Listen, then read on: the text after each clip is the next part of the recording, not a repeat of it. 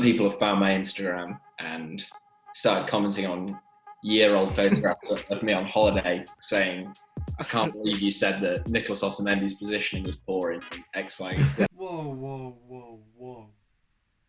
Have you hit that subscribe button? If not, what are you waiting for? Do it. Hello, one and all. Welcome back to Retrospective. It's me. It's Chris, the usual suspects. It is. Probably won't change anytime soon, unfortunately. Maybe say it every single time. Hello, one and all. The only thing that does change is our guest every week. Well, you'd hope at least, anyway. Yeah. This week we're joined by HITC maestro ALFIE. How are you, mate? I'm not so bad. How are you? Living the dream, lockdown, and all that. Lockdown. Don't know when this will be out, so maybe we're out of lockdown by now. Boris, hey. Wouldn't hold too much high hope on that one. Well, yeah. If you've you must have heard Alfie's voice before. If you're on this channel, he's got one of the most famous voices on YouTube, I think. Of HITC Sevens, which is a channel that has got over 250,000, I believe, subscribers. So Alfie, for those of you who don't know you, give us a brief background on yourself and your career so far. Well, I've been on YouTube since the summer of 2017, so a while now, although not that long compared to pretty much all the other football channels have been established for a while, so we had some catching up to do, but I was writing about football, basically since I finished school in 2014, and I started writing about football in January of 2015, and I set up a website which was called a Halftime Report, which was all sort of really old or quirky football stories that most people wouldn't know about otherwise, sort of long form journalism, and I did that for a while, and then I won an award from that, which was the Football Blogging Awards. I think they're called the Football Content Awards now. So after that helped. When I won that, I got a few more sort of job opportunities, and I joined HITC not too long after that.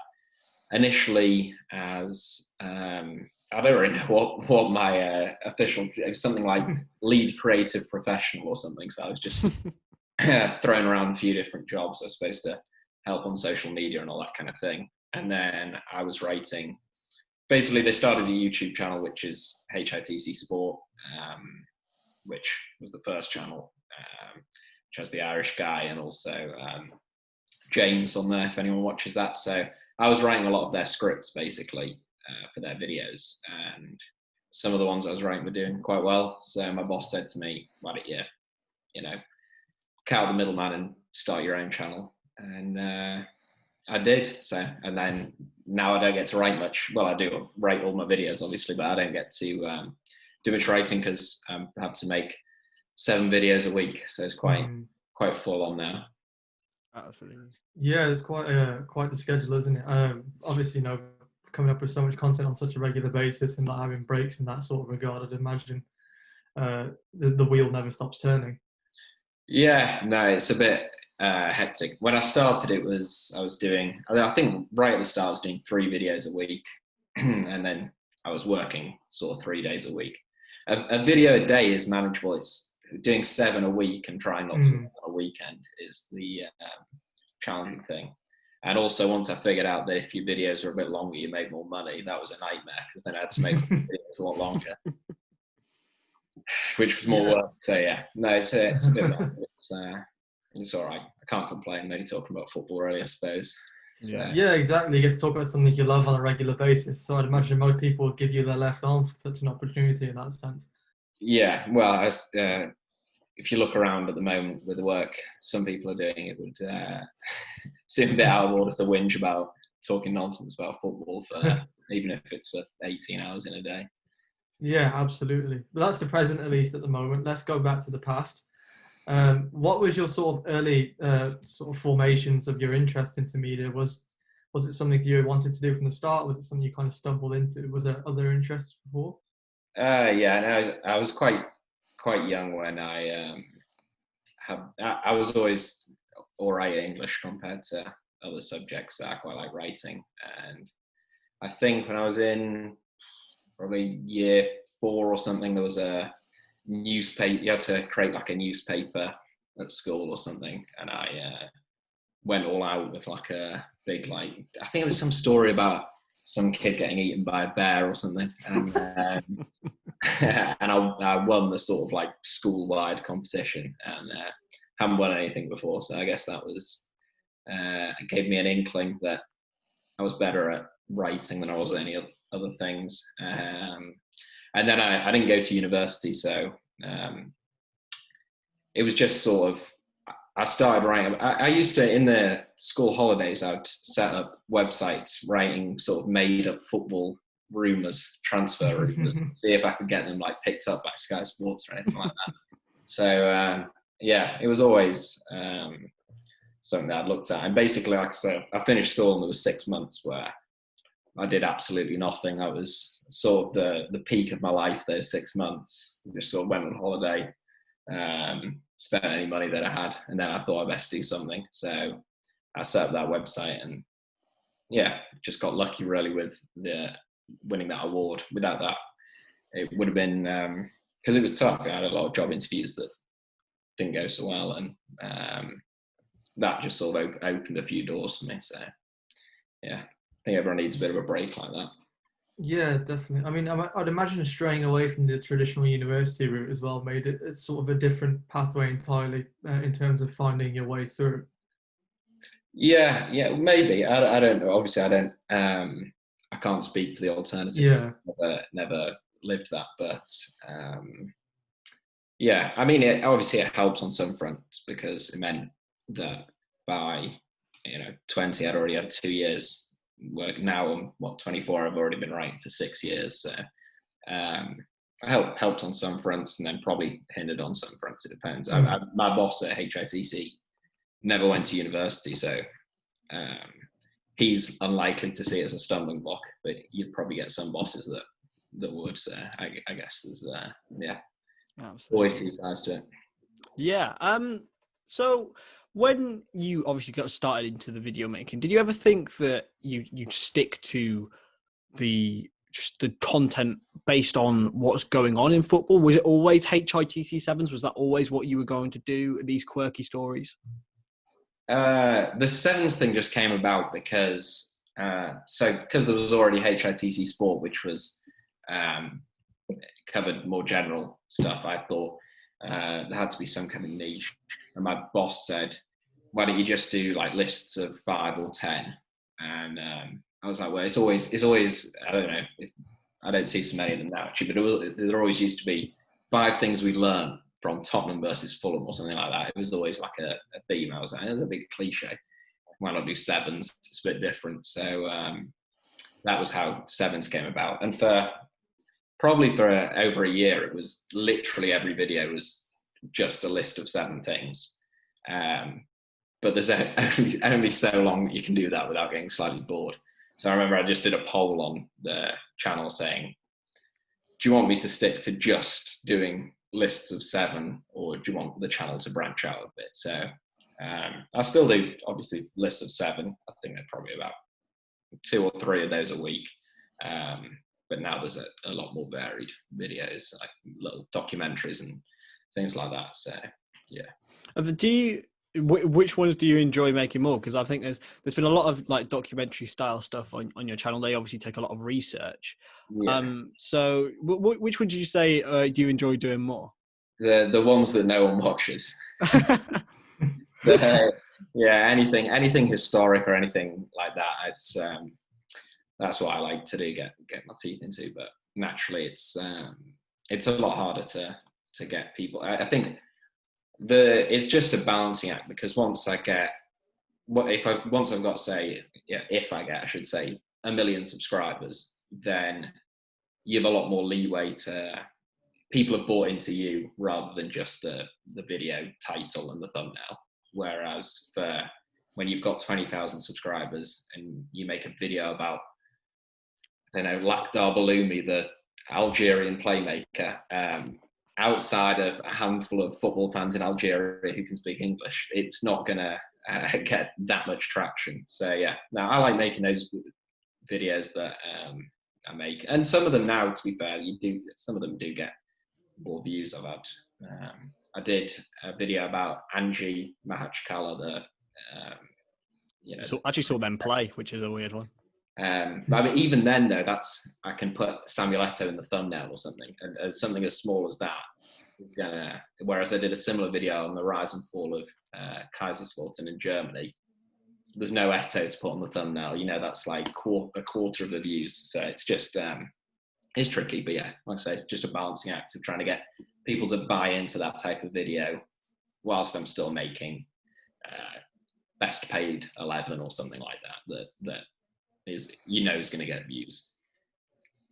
In terms of transforming from being a writer to being someone that's on screen, or obviously doing VOs and stuff like that, what was the process like for that? Because it might have been a slightly different thing to what you were kind of used to at that stage. So when you were approached about it, what was your initial reaction when you was like, why don't you voice over these and go about it that way? Yeah, well, like I say, so I had been writing the script, so I sort of had an inkling of the change that needed to happen. But obviously, it's different when you're doing it yourself. Like when I was writing the scripts, they'd always say, I have no idea how to pronounce all these players' names. So it's not my problem. And then somebody once I'm doing it, it's like, duh. But no, I think I tend to write the scripts as though I was just writing an article anyway, and then reading it. So yeah, I haven't changed my style particularly for a different platform, or at least not consciously. And in terms of like the skill set for that, was it something that you just naturally took to, or did you find you had to sort of train your voice and train the way you spoke? I was absolutely dreadful. They're still there. My original videos, they're not good. If ever my girlfriend's feeling depressed, she goes and watches my old videos because it cheers her right up watching. I spoke right at the start. I spoke really slowly because I always remember, like in your English, like GCSE oral exams or whatever that type of thing, they'd say, no, you're speaking too quick. You're speaking too quick. So I thought I'll carry that into it. I'll really enunciate the words and speak really slowly. Just got loads of comments saying, you sound like you want to kill yourself. Why are you so depressed? Like, died in your family. So, and then I sort of went completely in the opposite direction. I just started shouting. It was like Alex Jones or something like that. And then hopefully now I've found some medium between the two. But I'm sure it's still a work in progress. Even if I watch a video from 6 months ago or something, I think that I sound weird.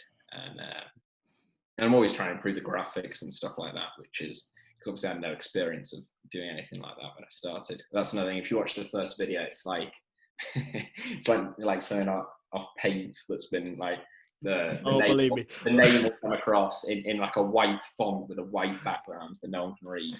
So that's marginally better. Yeah, so that sounds familiar, isn't it? This is winning mentality. Do you remember that? Oh no. That's literally us. It's unbelievable.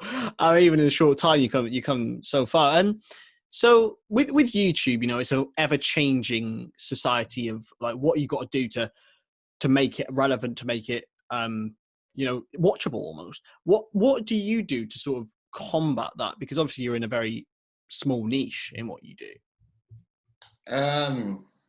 So I think I try to not just sort of separate myself. I think if I tried to emulate the sort of stuff that's normally on there anyway, it wouldn't work anyway. Because like I say, we were slow movers onto YouTube. I don't know if you know when Football Daily started or anything, but I'm guessing it was maybe 7 or 8 years ago or something like that. I mean, by the time I started, things like Copper 90 and Football Daily already had 1 million or close to 1 million subscribers. So if I just tried to do the same thing, it would have, I don't think anyone really would have paid much attention. So I try to just keep it as much as I can to do the things that I like, the things that I'm interested in, and then hope that people buy into it. And a fair few people have. which is a stroke of luck. Yeah, and for yourself, really, like, is it a job that you ever imagined yourself doing in terms of? Well, it is technically broadcasting. Were you ever just going to focus firmly on the written stuff? Like, if you envisaged yourself, say 5 years ago, you're going to say strictly on the written stuff, or you always plan to go sort of the broadcasting side? Yeah. In answer to the first bit, I never thought that I would be making YouTube videos. I still refuse to accept the term YouTuber as a job title, even though it quite clearly is my job now. I don't know what is some kind of delusions of grandeur that I'm above being a YouTuber or something, but in a way it is just a platform for my writing, in the sense that I'm just writing and then reading it out. So, but when I used to write, the good things that I wrote, the better articles would do better. Whereas, as I say, on YouTube, you find that's not really the case. It's the one with, that hits the algorithm, or that, just has a stroke of luck like that. But I always thought I would write. And I still try to write. I wrote a book in... Tell you what, Alfie, you're just a step ahead of us, because we were literally going to get onto that one. So I guess me writing a book was me sort of still trying to claw onto having some artistic integrity whilst clearly being a YouTuber. Yeah. Well, onto the book at least, man. Talk us through that. Obviously, the book is the untold story of Neil Franklin. Yeah. So talk us through that. Talk us, through just the basic sort of bare bones of what the book is, the process that you went through with that. What led you to doing it, really? So basically, I first wrote about Neil Franklin on the website. That was the first thing I sort of did when I started writing about football. So that was in, I think it was May 2015 that I wrote an article, and it was called "A Career Destroyed in 6 Games." And it just got a lot of traction. And so when I was writing for Halftime Report, I was always looking for sort of odd old things that I found interesting and stories like that. And I knew about Neil Franklin anyway, because my granddad was, I should say, a Hull City fan, and he watched Neil during his time at Hull, because he was rather old. Not that many. He was a helpful resource when I was writing the book, because there aren't an awful lot of people who have actually seen Neil Franklin play still.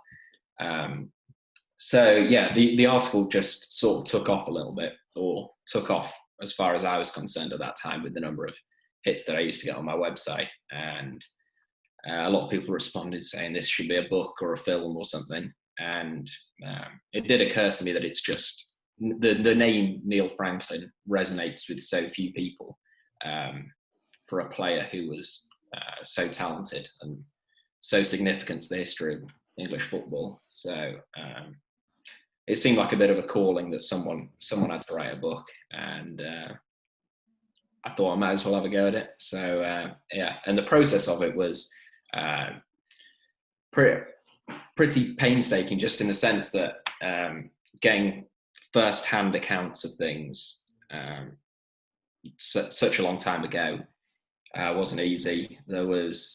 So when I started, there were only 2 players who'd played with Neil for England who was still alive. One was Roy Bentley and one was Bert Moseley. I managed to speak to Bert Moseley, but Roy Bentley died just as I'd arranged to have an interview with him.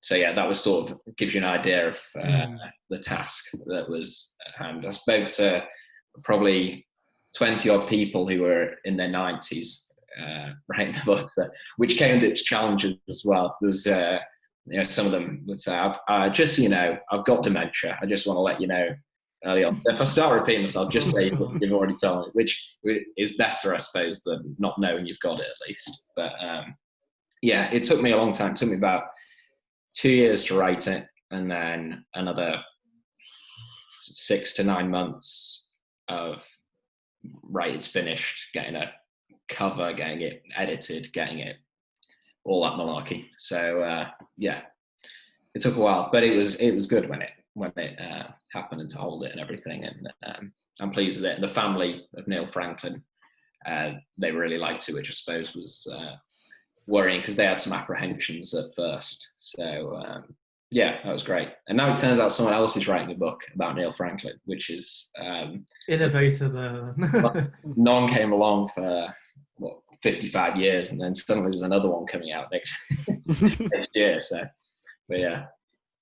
Is it something that you want to foray into more in your life? Do you want to write more books on it? On anything, really?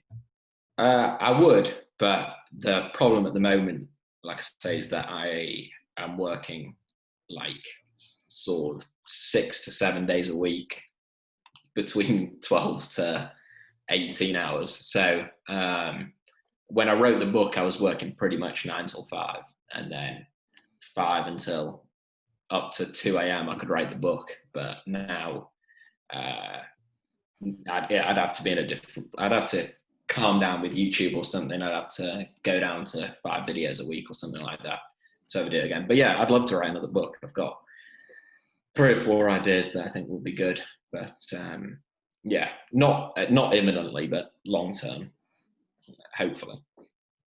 Definitely. And in terms of sort of your longer term plans, like what is it that you'd like to do? If it's stuff in YouTube or any other sort of visual platforms that you'd like to sort of handle into. TikTok out there for you, or well, the app before I start trying to. The thing is, at the moment, the YouTube channel, because it's still relatively young, it's sort of growing at such a rate that just sort of seeing how far that can go at the moment, basically. Because I mean, if you look at it, even this time last year, it's like trebled in terms of the number of views that we're getting over like a 90-day period or whatever. So if that were to snowball at the same rate, then I'd probably have to keep doing YouTube. But if I ever feel like it's hit sort of the ceiling, or it's hit or there's enough subscribers again, like I say, that I can make fewer videos and then free up some of my own time. But at the moment, we found it made such a difference when we started doing a video a day. So it doesn't give me much leeway to let off until there's some way around that, basically. It's just a time restraints, really, essentially, with everything. But yeah, there's other things that I'd like to do, but at the moment, the channel's just growing quite a lot. So, and I'd imagine being sort of the one-man band of that channel makes it even more challenging in that sense. Yeah, but that's my own fault. We've had we've had people because I work for a company, HITC, which owns the channel. So I run the channel. I do everything on the channel, but I don't own the channel. So it's not. And we've had people who have been hired to sort of fill in whenever us guys are away. And I'm a bit sort of protective over the channel, so I can't really complain about that. It's sort of my fault. But it's frustrating because even though I think people sound quite different to me, if someone else makes a video on the channel, because it's always me, people will just assume it's me. And if they say something that I disagree with, I get a bit frustrating.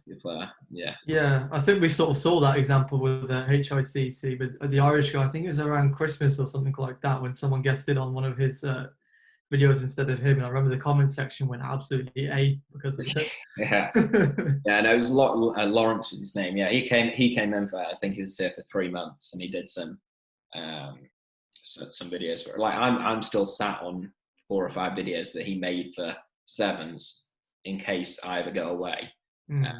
But obviously that doesn't look likely at the moment. So basically those videos are just there in waiting, gradually becoming less relevant and probably accurate, especially if they're sort of where are they now videos, and all the players are no longer at the clubs by the time I upload.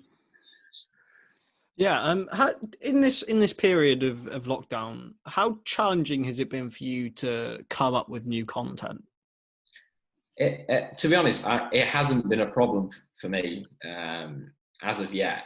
I think I had a call with someone from YouTube today, and they're asking the same thing. But I think if it went on, obviously, indefinitely, there would be a stage where it would become difficult. But because I don't do anything like, I'm not outside games interviewing, I'm not Arsenal Fan TV asking people what they thought of the game or anything like that.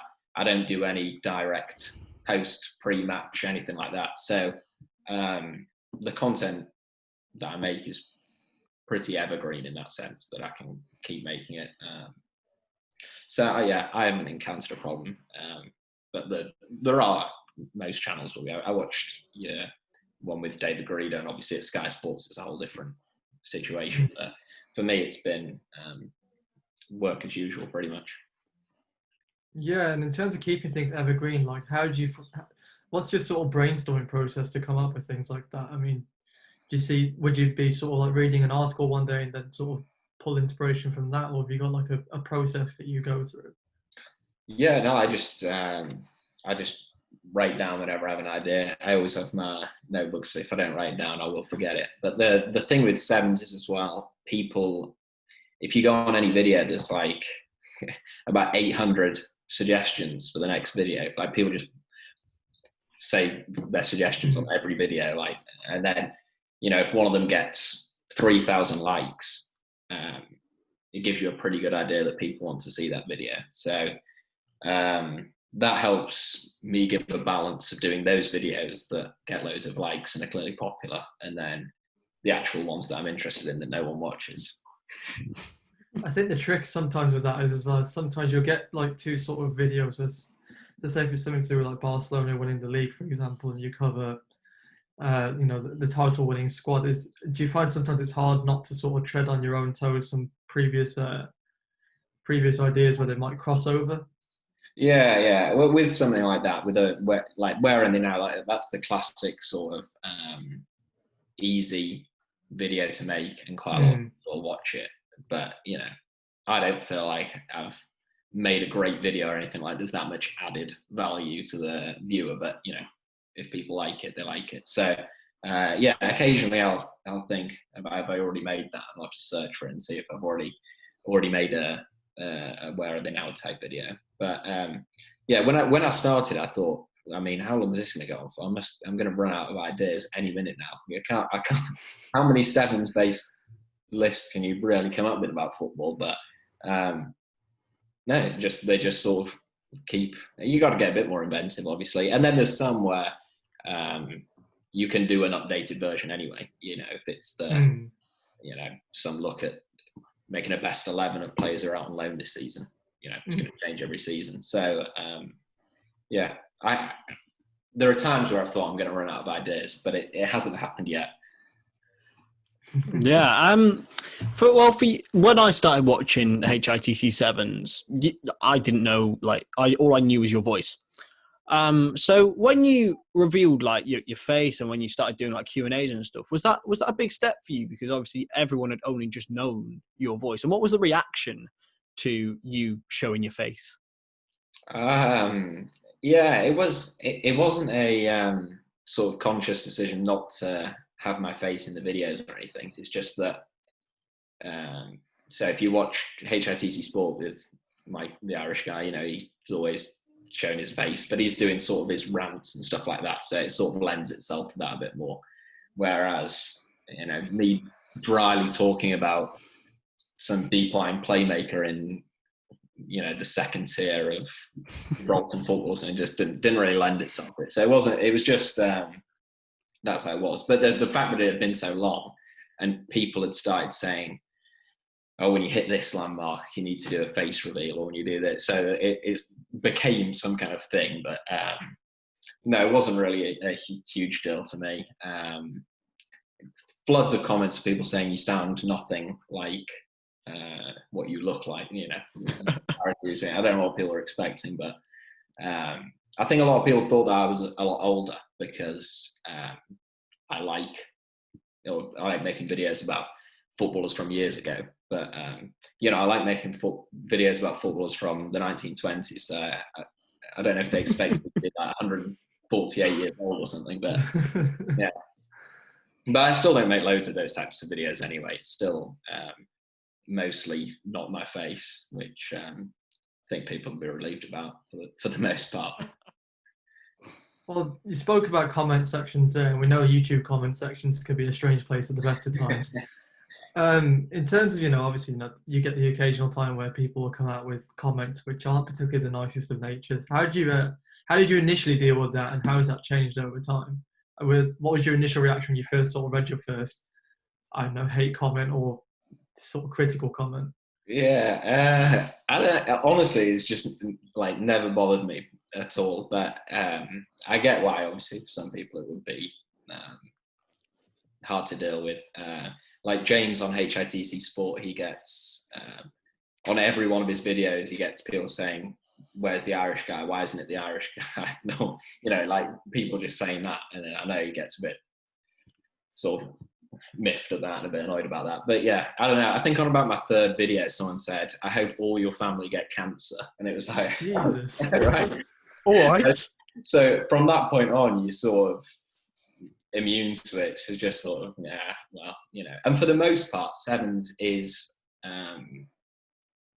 it's not too toxic by YouTube standards, at least. You have to dig into the sort of no likes comments normally for the wishing of death on your whole family, which is a relief. If you look at other YouTube channels, you'll see I think it's normally worse than it is on Sevens. But yeah, you're always going to get the odd nutter. But I don't know. It doesn't. It more annoys me when someone just has a really stupid opinion on football, where I feel like I have to reply. My girlfriend's like, "Don't reply. You've got like 8 hours of work to do. It's 10 at night. Why are you responding to this idiot?" But the actual abuse is not too much of a problem to me. Yeah, man. So for yourself, where do you see yourself going in 5-10 years time? Will it still be on YouTube, or will you be broadening horizons even further? I have no idea, but I don't know. I mean, assuming YouTube's even a platform, I guess you never know what's going to happen. At the moment, I'm not looking beyond YouTube. Like I say, I'd like to write more books, but it will be further down the line. I like to think I can always fall back on writing again, happily, but there's just more money, especially at the moment. YouTube is like the website that obviously HITC has a website, and at the moment with no games and like the ad revenues are just falling off a cliff, and YouTube sort of keeps it sustained. So at the moment, I don't know in 5 or 10 years what I'll be doing. I'll still be writing in some form, maybe even not about football. Who knows? But I don't know yet. Yeah. You mentioned you're writing, your video making. Do you think, and it's something we usually ask journalists when they come on here, do you think it's more important nowadays than it was previously to be a jack of all trades, master of none, for example?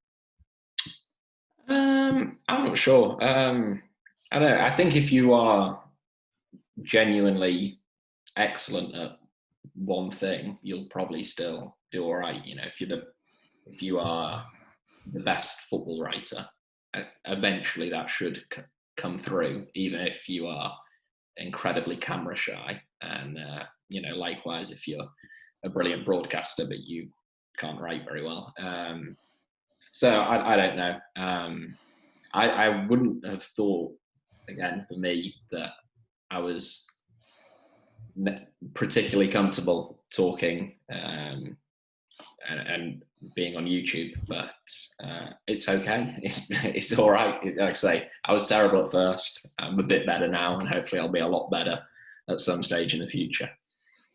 As you improve your skill set, is there other sort of things you'd like to do in the way of things like podcasts and stuff like that? Have you ever considered doing those kind of things? Yeah, I'd love to do a podcast. Like people always say, you should do like a HITC one with the two guys on sport, myself, and I'd love to do it again. It's just it's just time. I'd love to do Yeah. writing. I'd love to do a podcast. I'd love to do. Lots of people say you should do a YouTube channel rather, that's not about football, because I sometimes do videos that are a bit. They always have a football tie-in, obviously, but they discuss other topics, whether it's history or geopolitics or something like that. And people say, "Why don't you do something like that?" And it's like, I'd love to, but I just can't at the moment. So yeah, all of those things I'd like to do, and maybe I'll do a podcast at some stage. But again, just finding a few extra hours in a week. Yeah, definitely. And you mentioned the idea of a HITC podcast. You've got quite a few guys on the team. You got the Irish guy, you got Lawrence, you got James. How tight knit do you guys work together? Or because you obviously it's two separate channels, do you find yourselves collaborating a lot, with ideas or? Yeah, no. So because I've never even met them. So which is pretty wild. I've never even met my boss, and I've been working at HITC since I don't know, almost 4 years in a couple of months. So yeah, I've never even met my boss. Almost a couple of times when Hull City have played QPR, I've almost met him because he lives in Shepherd's Bush, but still haven't. So yeah, I've never met the Irish guy, even though it was me that got him that job. But always a little insider info there. no, I just remember he'd applied. We did some kind of, it was called like a writers academy, and it was for people to, sort of graduates to apply to write. And my boss wasn't convinced it was any good, but I said, no, give him a go. And then now he's this big YouTube personality, so that's good. But no, we don't collaborate a great deal. We sometimes have the odd email, but that's about it. Originally, we had a Slack account that we'd put in our ideas so that we didn't end up making the same video or something, stupid like that. But I don't know what happened with that. We just stopped doing it. I think we were all a bit lazy for that. So yeah, no, we don't collaborate a great deal. But there is something, I can't remember what it is. I think when I hit 350,000 and he hits 500,000 or something, we're going to do a collaboration video. So that's the plan anyway. I mean, it's not going to work if it's still in lockdown, but if not, then that's the plan. I was going to say, is he the same kind of persona with off camera that he is on camera? Because he's quite the interesting bloke, the Irish guy. Yeah, well, I haven't met him, so I don't know. He's fairly jovial on email, if that helps. I mean, would you ever envisage yourself getting in a bin if Watford didn't get relegated? Nah, never been stupid enough to make one of those commitments. That's fair enough. Well, Hass, have you got anything else do you want to ask Alfie before we? Yeah, I mean, it's more about the YouTube scene in general, because obviously the football scene on YouTube is quite diverse in that sense. Obviously, Copper 90 with kind of the first big channel in that sense. Obviously, Football Daily has since come along, and they've obviously grown their way. And HITC and HITC Sevens have also come along since, respectively. How do you see the landscape sort of going? Because obviously, like as I mentioned, Football Daily have got their sort of thing with Sky that they've had going on for a little bit. Copper 90 had their respective sort of thing as well. So how do you envision, the changes both on that scene and how it is now? Well, I think, like you say, there's a few. There's Tifo football. Yeah, Tifo as well, yeah. They've now got, I don't know if they've been bought out or a partnership with the Athletic. So yeah, there's, and they make good, again, they make some sort of longer form videos like I like doing that, and they've sort of got that subscriber base that's bought into that concept, so they can get away with it a bit more. But yeah, I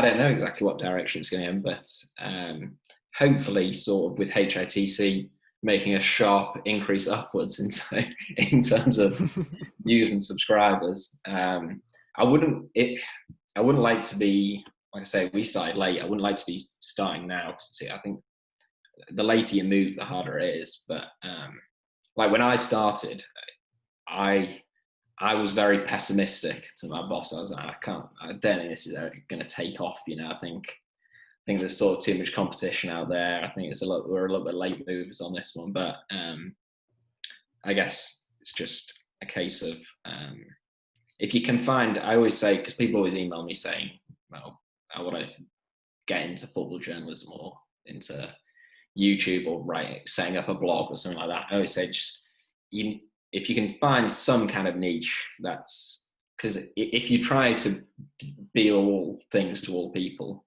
you're doomed to failure. You're never going to be able to cover transfer speculation like Sky Sports with a herd of journalists trying to do it. So that's why with the halftime report, I was sort of the most obscure you could possibly get. And with Sevens, I've tried to keep it somewhat quirky, and I don't know if that's helped me at least. And if anyone else was trying to do it, then just focusing on something a bit more specific, I think helps. Yeah, definitely. That's unless Chris has got a final question. No, I think I'm all good. Thank you so much, Alfie, for joining us. It's been an absolute pleasure, my man. Thank you very much for joining us. You're very welcome. Well, I doubt you need this, but any social media that anyone watching can drop you a follow on or a subscribe on? Yeah. So the Twitter is just at HITC Sevens. That's the best one. Some people have found my Instagram and started commenting on year-old photographs of me on holiday, saying, "I can't believe you said that Nicholas Otamendi's positioning was poor in X, Y, Z." Just Twitter all do. Yeah. It's been a massive pleasure. We're both fans of the channel, and just keep doing what you're doing, mate. It's fantastic. Anything else we want to say, Hasan Karim? Anything content-wise is Chris's little thing to say. So come on, I'm out here trying to do stuff. You know what? Screw this. Hit the subscribe button, please. As Alfie said, it's very, very difficult to get into this scene. So every little helps, and it's free, guys. It's free. Like, you don't even have to spend any money. Just click that button, please. Okay, thank you. I was trying to talk you out of it, by the way, with that. No. Believe me, nothing talks me out of anything, I don't think. We're too far into this. We are too far in. Anyway, close us out, Mr. Karim. But yeah, that was perfect. Thank you to Alfie for spending his time with us on this lockdown evening. Hopefully, once this comes out, that won't be the case. So if future soldier out lockdown, be sensible. Yeah, stay alert. Stay 2 meters away. Stay 2 meters away. Catch you in a bit.